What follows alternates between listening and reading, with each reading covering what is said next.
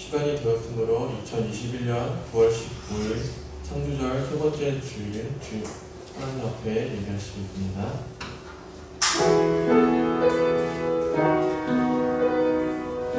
이날은 여호와께서 정하신 것이라. 이날에 우리가 즐거워하고 기뻐하리로다. 여호와여 구하옵나니 이제 구원하소서. 여호와여 우리가 구하옵나니 이제 형통하게 하소서.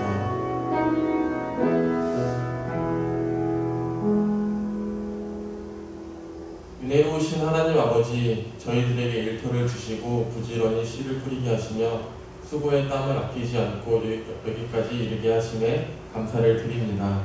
무더운 여름을 지나 이제는 우리가 애쓰며 바꾸었던 모든 일들이 결실로 익어가는 계절이 되었습니다. 봄과 여름이 지나는 동안 최선을 다하여 살게 하시다가 오늘은 이렇게 거룩한 주일을 맞이하여 예배의 자리로 불러주시니 감사합니다. 세상의 모든 땀과 눈물과 수고를 내려놓고 이 시간 오직 주님만을 바라보며 평안 중에 예배하게 하옵소서. 예수님의 이름으로 기원하옵나이다. 아멘. 함께 찬송가 5장 찬송하시겠습니다.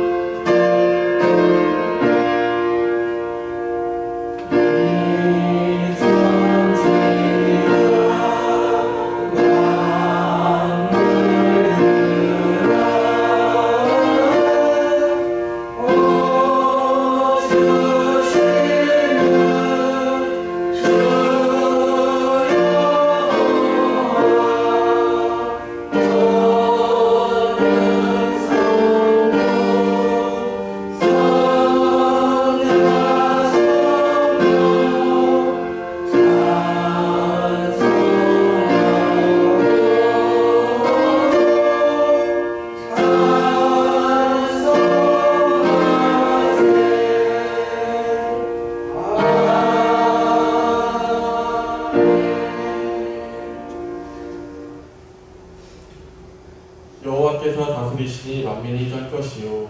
여호와께서 구름 사이에 자정하시니 땅이 흔들릴 것이로다. 시온에 계시는 여호와는 위대하시고 모든 민족보다 높으시도다.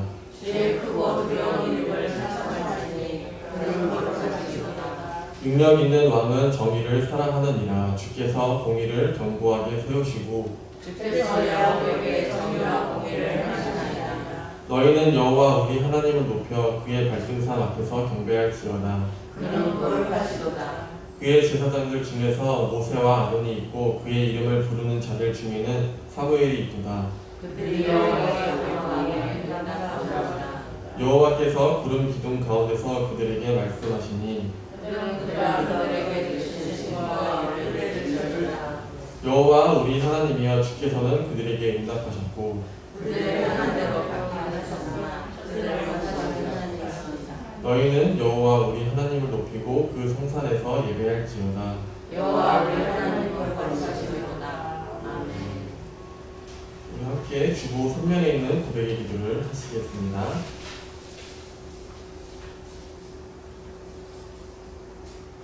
거룩하신 하나님, 내가 손이 잘나 너희를 구원해서 온 것이 아니라 오직 너와 나 사이에 죄가 있으므로 내가 너희를 지지 아니하고 저희에 대해 찬송하기 전에 너희 전에 하나님과 이 시간 지나는 시간을 되돌아보면서 너의 죄를 회개하오니 죄의 정수가 없어서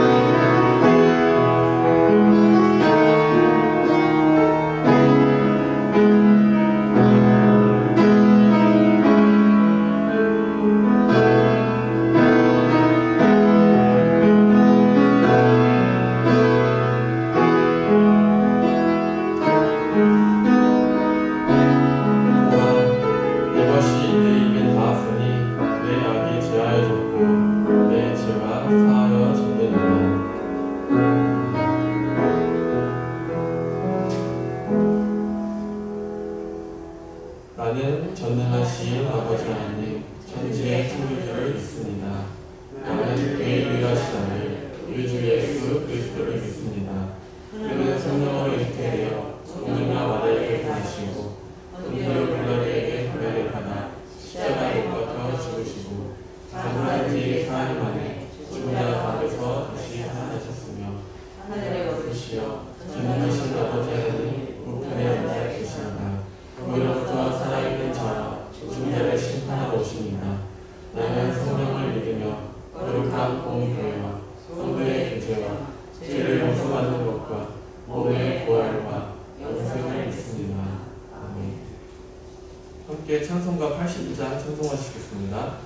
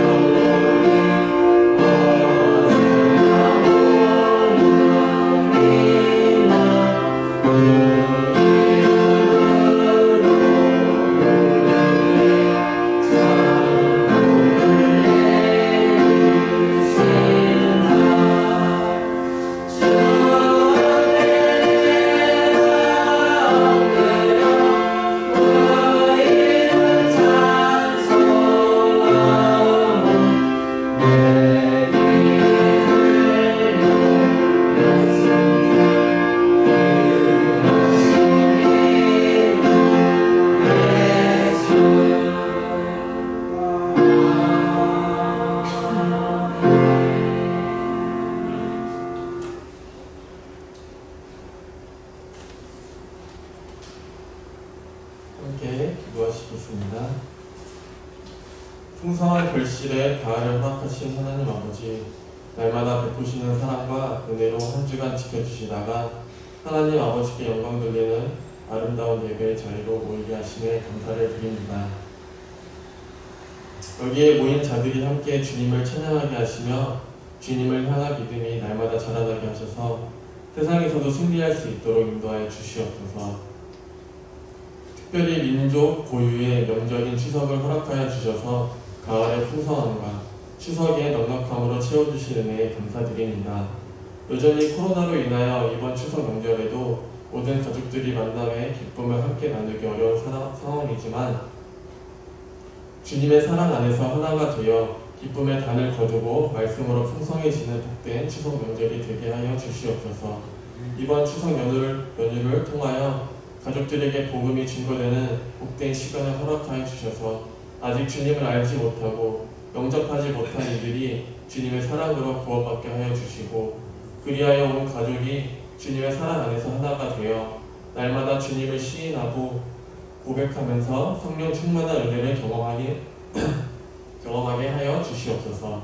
우리 교회의 모든 성도들의 가정에도 함께 하시어 늘 충만한 은혜로 채워지는 가정 되게 하옵소서. 오늘도 말씀을 전하실 목사님을 성령의 권능으로 붙잡아 주셔서 복된 예배 되게 하시고 증거되는 말씀으로 우리의 신앙을 바르게 세워주셔서 우리의 신령 가운데 회개하는 일들이 일어나게 하시고 주님을 향한 열정을 회복하는 시간 되게 하여 주시옵소서. 예배를 위하여 헌신하는 손길들 위해 축복으로 함께하여 주셔서 힘을 다하여 수고할 때마다 주님의 위로가 넘쳐나게 하시고 하늘의 신령한 복으로 채워주시옵소서. 예배의 모든 시간들을 주님께 맡겨드리며 마치는 시간까지 주님 홀로 영광 받아주시기 원합니다. 이 모든 말씀 살아계신 예수님의 이름으로 기도합니다.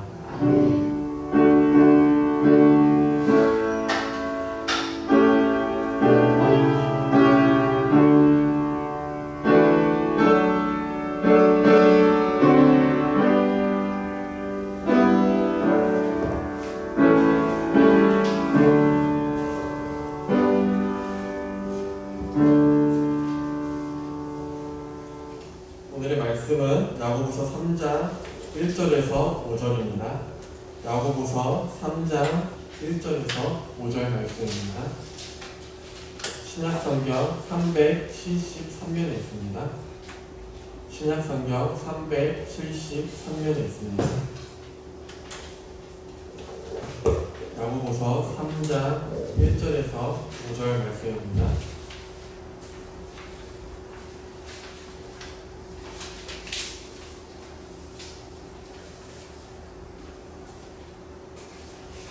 제가 봉독하도록 하겠습니다.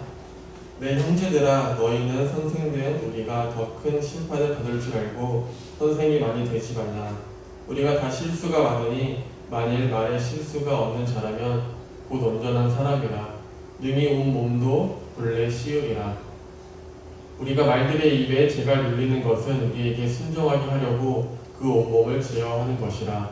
또 배를 보라. 그렇게 크고 강풍에 밀려가는 것들을 지극히 작은 키로서 사공의 뜻대로 운행하나니 이와 같이 혀도 작은 지체로되 큰 것을 자랑하도다. 보라, 얼마나 작은 불이 얼마나 많은 나무를 태우는가.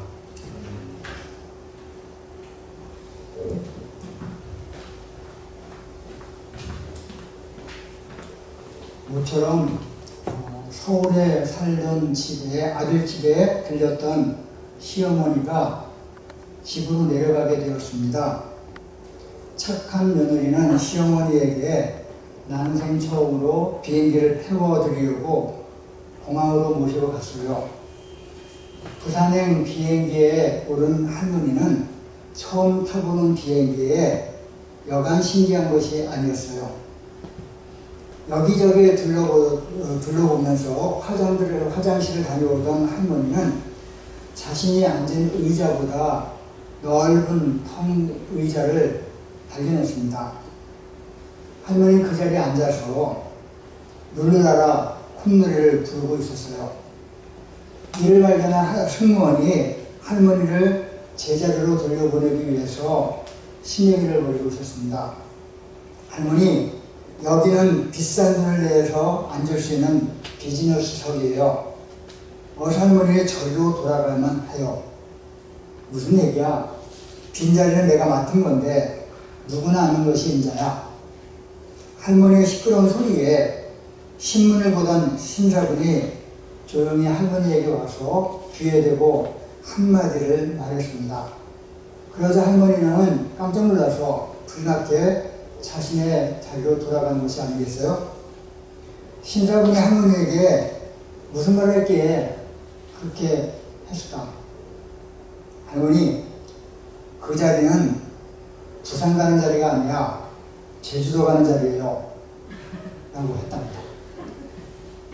전혀 움직일 것 같지 않은 할머니, 쉽게 움직이게 하는 말, 이렇게 사람을 움직일 수 있게 하는 말, 어떤 문제도 풀어낼 수 있는 지혜의 말이 우리에게는 필요하지 않을까 생각합니다. 오늘 말씀은 그 말에 대해서 말씀하는 것인데, 말의 긍정적인 측면보다는 부정적인 측면에 대해서 말씀하는 본 말씀입니다. 먼저 야고보는 명령을 합니다. 그것은 바로 1절에 나오는 것처럼 많이 선생이 되지 말라고 하는 명령입니다. 1절 같이 읽겠습니다. 시작. 내 형제들아, 너희는 선생된 우리가 더 큰 심판을 받을 줄 알고 선생이 많이 되지 말라. 당시에는 도시들을 순례하면서 철학과 사상을 가르치는 수뇌 선생들이 많았습니다. 그 중에는 말을 참 잘하는 사람들도 있었어요. 그런데 그들은 자신의 지식이 큰 것을 자랑하고, 게다가 자신의 가르침을 행동으로 옮기지는 않고 오로지 궤변과 소모적인 말장난만 했던 사람들이 많았어요. 초대교회 공동체 안에서도 다른 사람을 가르치지만 정작 자신은 배우려 하지 않고 그 가르침을 실행에 옮기지 못하는 선생들이 많았던 것 같아요. 만약에 선생이 문제를 일으킨다면 그것은 매우 큰 파장을 일으키죠. 언행으로 인해서 공동체 안에 있는 사람들을 실족시킬 수 있고 하나님의 구원 역사를 방해할 수도 있었거든요. 선생은 다른 사람에 비해서 말을 많이 해야 되기 때문에 그에 따른 실수를 많이 하게 되고, 그래서 일반인보다 더 큰 심판을 받게 된다고 말씀합니다. 야고보는 1절에서 보면은 우리가 말에 실수가 많다 하면서 자신도 이 부류 안에 들어간다고 말해요.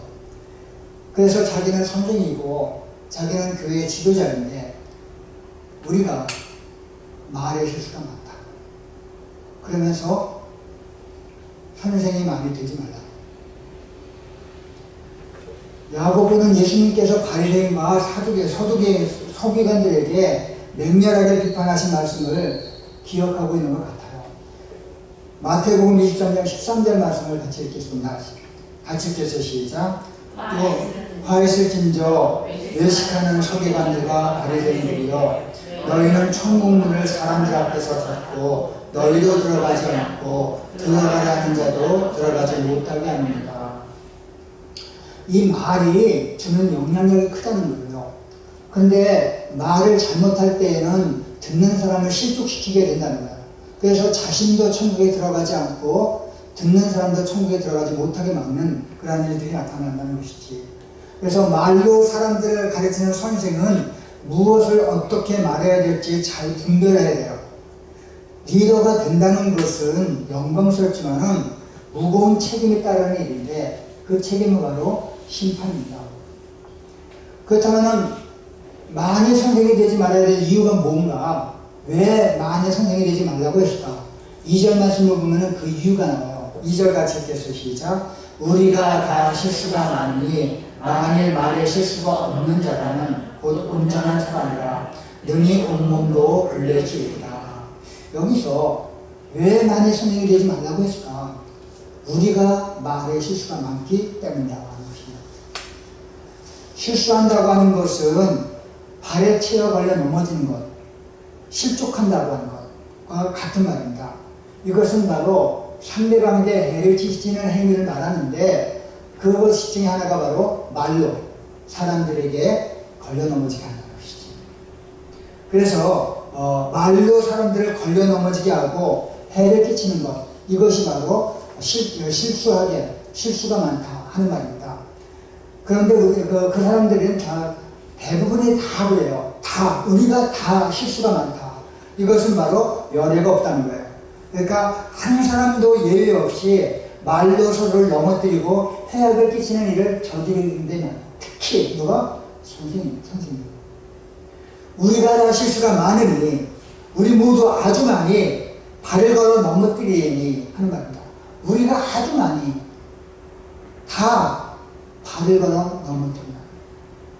이것은 바로 우리라는 말을 볼 때에 야고보가 자기 고백적인 표현을 하는 거예요. 나도 그렇다는 거예요. 나도 어린아이처럼 넘어졌다가 다시 일어나고 다른 사람들을 말로 걸려 넘어지게 하는 사람, 실족시키는 사람 중에 하나가 바로 나라고 하는 거. 그래서 우리가 다 실수가 많다 하는 말이 있습니다. 그러면서 말에 실수가 없는 사람이 곧 온전한 사람이라고 말해요. 어른이라고 다 어른이 아니라 말을 잘 통제하고 말에 걸려 넘어지지 않는 사람이 성숙한 인격을 가진 인간이라고 하는 거예요. 그래서 말은 인격체다. 말은 그 사람의 됨됨이를 보여주는 것이다. 원하는 대로 말을 통제할 수 있다면 그는 능히 온몸도 제어할 수 있다고 했어요. 제어한다고 하는 말은 조종한다, 다스린다, 지배한다는 말입니다. 그렇기 때문에 선생은 자기가 하는 말을 자기가 통제하고 지배할 수 있어요. 그래서 선생이라고 해서 모두 존경을 가진 만큼 완전한 어른이 아니라 말로 남을 걸려 넘어뜨리게 하고 자기도 걸려 넘어지는 경우를 종종 하게 된다는 거예요. 그렇기 때문에 우리가 온전한 사람, 정말 참 인격자, 그리고 어른다운 어른이 되기 위해서는 말을 통제해야 된다. 자기가 하는 말을 자기가 돌아봐야 된다. 말의 통제력은 마음의 자제력과 수연 상태를 정도를 드러내기 때문입니다. 여러분 옛날 수렵 시대 때에는 화가 나면 돌을 내렸어요. 로마 시대 때에는 몹시 화가 나면 칼을 들었고요. 미국의 서부 시대 때는 화가 나면 총을 뽑았어요. 오늘날에 화가 나면은 말폭탄을 듭니다. 듣는 사람의 인격을 모욕하는 막말이나 악플을 일삼는 사람들이 많아요. 설사 자기 생각이 옳다 하더라도 듣는 사람들에게 전개되지 않은 말 폭탄을 예사로 투하한다면 덜 떨어진 인격을 소유한 미숙아라고 볼 수 있어요. 요즘에 악플을 하는 사람들이 많아요. 그리고 거짓 뉴스, 가짜 뉴스를 이제 퍼뜨리는 사람은 많아요. 다 인격적으로 덜 떨어지고 이제 보이지 않는 살인 역할을 하는 그런 악독한 사람들이라고 봅니다. 불교에서는 사람들의 말을 중요시해요. 천수경 천머리에 보면은 정구업진언이라는 말이 있습니다. 정구업진언, 입으로 지은 업을 깨끗이 씻어내는 참된 주문이라고 합니다. 불교에서의 3업이 있어요. 3업은 신업, 구업, 의업을 가리키는데 어떤 일을 하려고 하는 의지가 의업이고요. 그것이 실제적인 행동으로 나타나는 것이 신업입니다. 그리고 그것을 말로 표현하는 것이 구업인데 구업에는 4가지가 있대요. 거짓말, 이간질, 욕설, 희롱하는 말 있답니다. 이 4가지 죄업을 참여한다고 하면서 외우는 주문이 있는데 그 4가지 죄업, 특히 말로 하는 이 4가지 죄업을 실천하기 위해서 하는 주문이 있어요. 그것이 바로 그 유명한 뭔가요? 수리 마수리 수수리 사바라는 말입니다. 수리라고 하는 것은 좋은 말이 있겠구나, 수리 좋은 일이 있겠구나, 마하수리 아주 좋은 일이 있겠구나, 수수리 지극히 좋은 일이 있겠구나, 사바 원만하게 성취되겠구나 하는 말이에요. 그 수리 마하수리 수수리 사바, 이것은 바로 좋은 일이 있겠구나, 좋은 일이 있겠구나, 아주 좋은 일이 있겠구나, 지극히 좋은 일이 있겠구나, 원만히 성취되겠구나 하는 말입니다. 사찰에서는 매일 새벽 4시에 새벽 예불을 드립니다. 새벽에 일어나자마자 맨 먼저 입을 깨끗이 씻기 위해서 정구 업진언, 즉 수리 마하수리 수수리 사바를 독경한다고 해요. 이것은 경전을 읽거나 불공을 드리는 불교의식의 시작을 입부터 깨끗이 한다고 합니다. 그런 의미가 됩니다. 여러분, 말 잘하는 달변가보다 어느 하더라도 말을 진실하게 하는 사람이 중요합니다. 아무 생각 없이 무심코 입에서 맺은 말 한마디가 듣는 사람의 가슴에 대못을 박을 수도 있고 비수를 꽂을 수가 있어. 결국 자신의 말을 의롭고 아름답게 제어할 수 있다면 몸 전체를 다스릴 수 있는 온전한 사람이라고 했어요. 그래서 우리가 그리스도인으로서 혀를 다스려요. 말을 잘해요. 근데 혀를 다스리면 온전한 사람이 될까? 근데 그 혀를 다스리는 것이 여기서 말하는 것처럼 일과성이 아니라 그것을 평생 동안 우리가 계속해서 해야 될 그러한 어떤 수행 목표다. 그래서 불교에서는 그것을 정법 구원이라고 말합니다. 야고보에 따르면 연단을 받은 믿음이 인내를 만들어내고 그 인내가 목표를 완성시킨다고 했어요. 이것은 정진한다는 것입니다. 다시 말하면 혀를 절제하는 훈련을 계속하면서 인내하는 가운데 계속 정진해 나가게 되면 점점 성숙해지고 원만한 신앙인으로 자란다고 하는 것이지, 그런 의미에서 볼 때 완전한 사람은 죄 없는 사람이 아니라 말과 행동의 절제를 통해서 영적으로 성숙해가는 사람, 그 사람이 바로 정말 그 온전한 사람이고 진정한 선생이라고 하는 것입니다. 3절부터 5절 말씀을 보면은 혀의 위력을 나타내는 세 가지의 비유가 나옵니다. 그 비유가 바로 3절, 4절, 5절에 나옵니다. 첫 번째 비유는 무엇인가 하면은 말 입에 물리는 재갈이라고 했어요. 우리 3절 같이 읽겠습니다. 시작. 우리가 말들의 입에 재갈 물리는 것을 우리에게 순종하게 하려고 그 온몸을 제어하는 것이다. 사람이 짐승인 말의 입에 재갈을 물리면 그 말은 원하는 대로 제어할 수 있어요. 여러분, 코에 콧뚜레를 끼는 것도 같은 이치라고 볼 수 있죠. 콧뚜레를 끼는 소가 지 맘대로 움직이지 않고 주인의 요구대로 움직이는 것처럼 말의 입에 재갈을 물는 것 역시 그 야생말을 길들이는 방법 중에 하나입니다. 제어한다고 하는 말은 제가 아까도 말씀을 드렸지만 억제한다고 하는 부정적인 의미보다는 조종한다, 지배한다라는 뜻이 있어요. 그래서 우리가 이 작은 혀를 통제하고 억제하고 지배하고 조종하게 되면은 그것은 온몸을 통제할 수 있다는 거예요. 그러니까 말을 지배하고 혀를 지배하는 것이 온몸을 지배하는 그러한 방법이라고 이렇게 말하죠. 그래 말 실수를 하지 않는 사람은 입에 재갈을 물려 자신을 이끌어서 조종하는 사람이다, 이렇게 말할 수 있어요. 독수리에게 가장 좋은 먹잇감은 두루미라고 하는데, 두루미가 독수리의 먹잇감이 되는 이유가 있어요. 그것은 무엇인가 하면 새 중에서 함부로 떠드는 새이기 때문이라고 합니다. 심지어 이 두루미는 날아가면서도 입을 열려 쉴 새 없이 떠들기 때문에 독수리의 정확한 표적이 될 수밖에 없다는 거예요. 그래서 두루미가 나이가 들면은, 노련해지면은 하늘을 날 때 먼저 부리 속에 돌을 집어넣는다고 해요. 더 이상 함부로 떠들지 않기 위해서.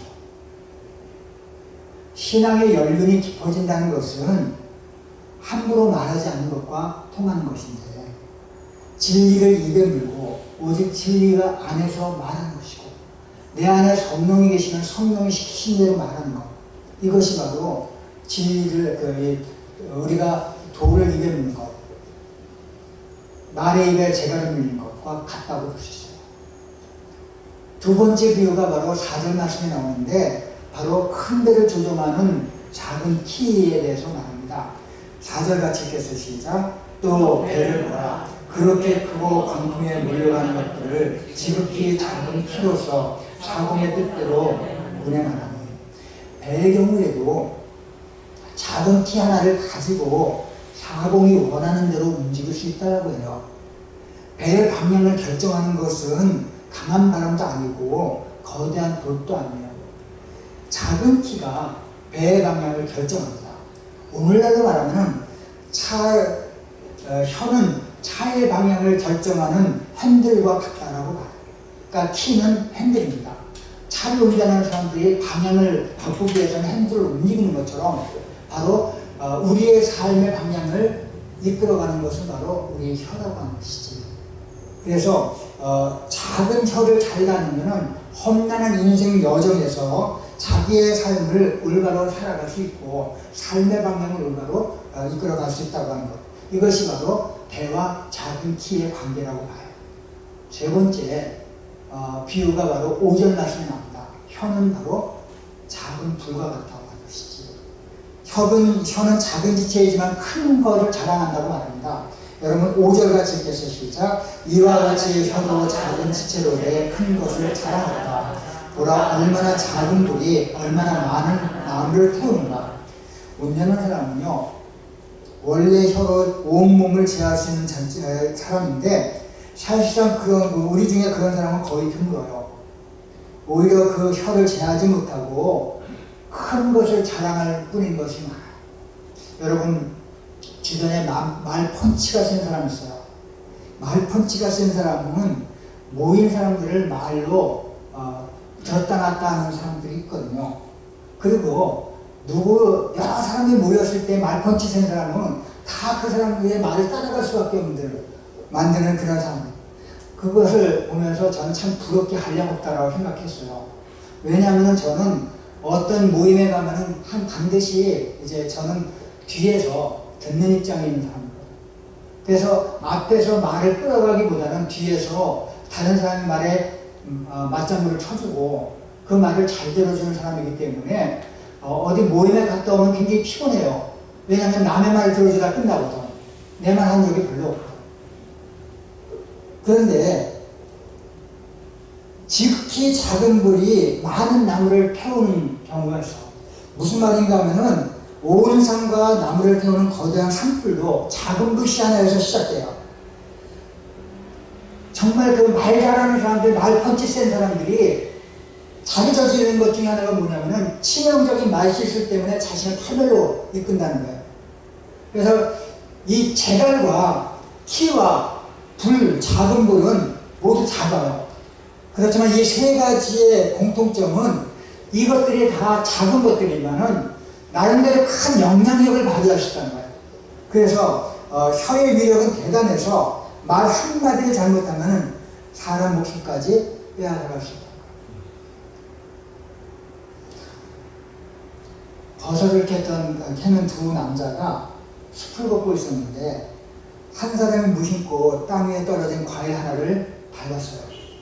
그러자 그 과일이 갑자기 2배로 커지는 거예요. 다른 남자가 신기해서 다시 힘을 주어서 밟았더니 다시 2배로 커지는 것이었어요. 두 사람이 그 과일을 밟으면 갈수록 그 과일은 점점 커졌고 나중에는 가는 길을 막아버렸어요. 그때 수염이 하얀 노인이 나타나서 이렇게 말했습니다. 자꾸 건드리지 마. 그것은 말싸움이라고 하는 이름의 과일이야. 맞서지 않으면 처음 그대로지만 상대의 맞서면 계속 커진단다. 하고 싶은 말이 속에서 올라오고 또 꼭 해야 할 말이라 여겨지더라도 말하고 나면은 의도와 다르게 역효과와 부작용이 만만치 않을 때가 있거든요. 그 후에 차라리 말을 하지 않았더라면 하고 후회하게 되지만은 이미 엎질러진 거예요. 그래서 우리는 말 조심해야 되고 그 말을 할 때는 여러 번 생각하고 또 늘 기도하면서 말을 해야 되는 것이 바로 우리 그리스도인이라고 봐요. 여러분 기독교는 말씀의 종교입니다. 사역은 대부분 말로 이루어져 성령의 은사 대부분 말과 관련된 것이 많아요. 그런 만큼 가장 많은 시험도 말의 오용과 남용으로 말미암아 딱 뒤따라옵니다. 교회 안에서 일어나는 대부분의 문제도 말 때문에 일어나는 경우가 많아요. 말 때문에 상처를 받고 시험을 당하고 분열이 일어납니다. 저는 동영교회 목회하면서 31년 동안 주로 원고 설교를 했어요.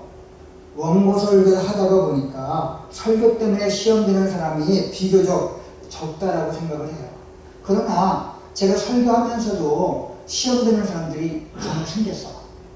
그런데 저는 그 설교가 그 말씀을 중심으로 해서 말씀하기 때문에 그 시험 당한 사람들은 되게 말씀에 거슬리는 사람들이에요. 그리고 그 말씀에 자기가 부딪혔기 때문에 시험 되는 것이지 제가 설교함으로 말미암아서 그 설교 때문에 시험 되는 경우가 없어요. 근데 어떤 사람들이 있어. 제가 이제 그 원고에서 벗어나서 말을 할 때는 제가 말주변이 워낙 없기 때문에 말을 어떨 때는 그 원고에서 벗어나서 세게 할 때가 있어. 그러다 보면은 틀림없이 그 말로 인해서 시험 되는 사람들이 생기더라고요. 그래서 저는 될 수 있으면은 말을 조심하려고 해요. 설교 시간에 말로 인해서 시험 되는 사람이 없게 하기 위해서 말씀을 중심으로 해서 원고 설교를 하는 경우가 많아요. 사랑하는 성도 여러분, 말을 많이 하는 것이 선생이고 말을 많이 하다 보면 실수가 나오고 실수가 나올 때에 그것이 바로 구원 문제까지 좌우될 때가 많아. 그렇기 때문에 말 조심해요. 그리고 말이 실수가 없는 사람은 온전한 사람이라고 했어요. 그러면서 야고보는 세 가지 비유를 주죠. 지극히 작은 자갈, 지극히 작은 키, 지극히 작은 부. 이것이 바로 많은 영향력을 미친다는 것. 특히 혀의 영향력이 크다고 하는 것을 말씀합니다. 김용희 선교사님의 아들인 김성교 씨가 자기 경험을 이렇게 고백을 했어요. 아버지께서 리더로 일하는 단체의 일원으로 있다 보니 아무래도 많은 관심을 받을 수밖에 없었다. 말 한 번 잘못하면 온 공동체뿐만 아니라 외부 사람이 나에 대한 이야기를 한다는 소식을 전해 듣고 했다. 친한 사람들에게 몇 번 다른 사람에게는 이야기하지 말아달라고 하면서 내가 좋아하거나 미워하는 사람, 내 연약한 등을 이야기했다. 그런데 그 지체도 다른 지체에게 누구에게 말하지 마라 전달하고 또 전달했다. 결국 내 귀에 들려올 때는 질책도 뒤따라왔다. 이런 일이 몇 번 있고 나서 사람들과 장난삼아 이야기하는 것조차 조심스러워졌다. 아무에게도 내 마음을 열 수가 없었다. 속은 골마서 썩어가면서도 겉은 하나님의 은혜 가운데 평안한 것 같이 보였다. 때로는 정직의 의미를 오해해서 실수를 저지르려고 했다. 차마 대놓고 직설적으로 하지 못했던 말을 정직이라고 하는 핑계로 고백을 했다. 죄송합니다. 제가 당신을 미워하고 당신이 이렇게 행동하는 것을 정죄하고 비판했습니다. 용서해 주세요. 그 말은 바로 제발 내 앞에서 그런 행동하지 마 라는 마음을 기독교적인 용어로 바꿔서 나긋나긋하게 이야기한 것 뿐이었다. 내게 그 고백을 들은 지체는 큰 충격을 받았다. 하나님께서 이것을 엄하게 책망하셨다. 너나 잘해.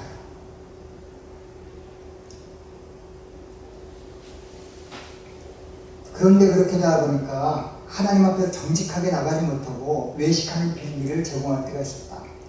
내 속에 합당하지 않은 것이 자리 잡고 있음에도 불구하고 사람의 평가가 두려워서 꽁꽁 숨겨놨던 것이다.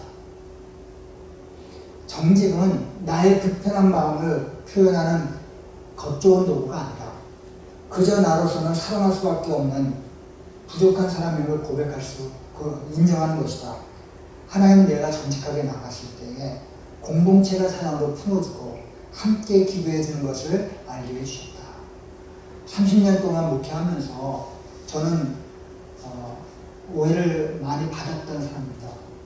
또 이제 제가 의도하지 않게 많은 사람들에게 공격을 받을 때도 있었어요. 그런데 제 마음이 많이 상해서 사람들에게 하소연했을 때에 그 사람들로 인해서 오는 것이 나에게 위로가 아니라 많은 어려움이었어요. 그래서 지금은 하나님 앞에 올려놓으려고 합니다. 하나님 앞에 내 문제를 놓고 또 내가 실수한 것도 하나님께 올려드리고 그리고 이제 이 자리에 서서 하나님 앞에 말씀하면서 사람들에게 고백하지 못하는 것들을 하나님께 올려놓을 때 하나님께서 내 문제를 해결해 주시고 지금까지 여기까지 나를 인도해 주셨어요. 사랑하는 성도 여러분, 우리가 말을 잘하는 것 참 중요해요. 또 말을 많이 하는 것도 중요해요. 그리고 아예 말을 하지 않고 살 수가 없어요. 그러나 분명한 것은 우리가 이 세상에서 살아가면서 말을 어차피 해야 되고, 또 이제 기독교는 말씀의 종교였고, 또 대부분의 사역이 말로 이루어지는 그러한 사역인 것을 합니다. 또 많은 사람들과 만날 때마다 이 딱 다물고 살 수가 없잖아요. 그 우리가 어떻게 살아가야 할까? 하나님께서 나에게 말, 학자의 혀를 주셔서 말로 사람들을 어떻게 지도할까를 알려주시고, 또 내게 지혜로운 말을 주셔서 꼭 해야만 할 말만 할 수 있도록 해달라고 기도하고 하나님께 우리의 삶을 맡기는 저와 여러분 되시길 주님의 이름으로 기원합니다. 하나님 아버지 감사합니다. 순간순간마다 우리는 허물이 많고 죄악이 많습니다. 또 하나님 앞에 온전하게 섰다고 하면서도 경계가 풀어지면 나도 모르는 사이에 내 속에서 더러운 것, 악한 것, 많은 사람들에게 대못을 받고 빚을 꽂는 말을 할 때도 많이 있습니다. 하나님 아버지의 시간 주님의 앞에 엎드립니다. 우리의 삶을 고백합니다. 우리를 붙들어 주셔서 내 입에 파수꾼을 세워주시고 늘 하나님 앞에 부끄러움도 없이 정말 하나님이 시키시는 말씀만 할 수 있는 저희들에게 인도하여 주옵소서. 오늘도 이 시간 추석 명절을 보내게 됩니다. 이 명절에 여러 사람을 만나고 오랜만에 가족들을 만날 때에 그 가족들과 함께 화목한 그러한 가정이 될 수 있도록 은혜 내려주시기 간절히 원하며 예수님의 이름으로 기도합니다. 아멘.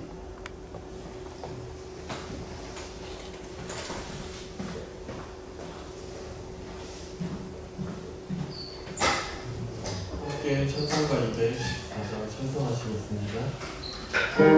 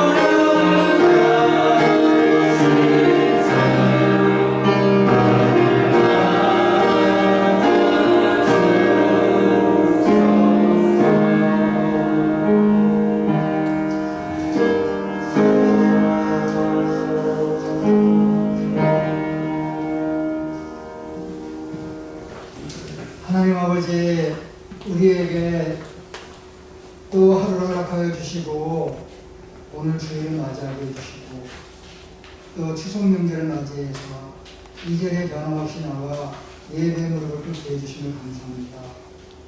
항상 우리와 함께 계시고 늘 거기에 계신 하나님, 우리에게 말씀으로 채워주셔서 항상 어디에서든지 하나님과 동행하는 기쁨을 누리며 살아가는 모든 성도들에게 인도하여 주옵소서. 이 자리에 오신 모든 분들에게 하나님 축복하여 주시고 걸어가는 길들이 복될 수 있도록 하여 주시고 순간순간마다 하나님 앞에 감사함을 드리는 예물을 주님께서 기쁘게 받아주시고 어디를 가든지 무엇을 하든지 하나님께서 좋은 만남과 좋은 기회를 허락하여 주셔서 주님 안에서 참 기쁨을 누리며 살아가는 우리의 여생이 되게 인도하여 주옵소서. 하나님 아버지, 이 자리에서 모든 예배자를 축복합니다. 우리의 신앙심을 강건하게 붙들어 주셔서 늘 주님과 동행하는 은혜 안에서 살아가는 우리 동행교회 모든 성도들에게 축복하여 주시기를 원하며 감사드리며 예수님의 이름으로 기도합나이다. 아멘.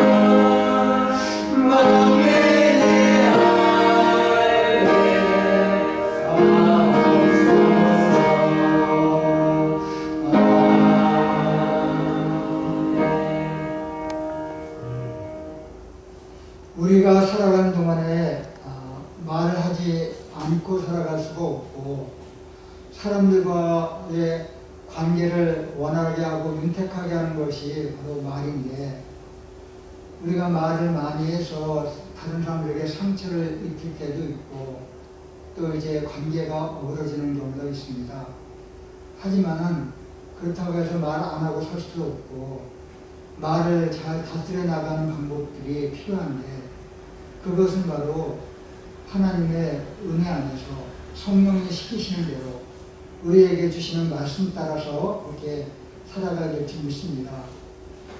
우리의 연약함을 아시는 주님께서 순간순간 우리가 말할 지혜를 주셔서 우리로 하여금 세상 사람들에게 경외에 합당한 말을 하게 할 줄 믿습니다. 그래서 우리가 이 세상 살아가면서 좋은 말, 선한 말, 다른 사람들을 배려하고 격려하는 말들을 많이 하고 그러므로 말미암아 내가 가는 곳에 작은 하나님의 나라가 세워지는 우리 동교회 모든 성도들의 삶이 되기를 앞길이 되기를 주님의 이름으로 기원합니다. 지금은 우리 주 예수 그리스도의 은혜와 아버지 하나님의 극진하신 사랑하심과 성령님의 강화 감동 교통인도 충만하시니 늘 하나님의 뜻 안에서 주님 뜻대로 살아가기로 결단하며 입술의 열매까지도 하나님이 주관하기를 간절히 간구하면서 이 자리에 엎드린 사랑하는 성도를 머리 위에 우리들 바라나길에 지금으로부터 영원히 함께 하시기를 간절히 축원하옵나이다. 아멘.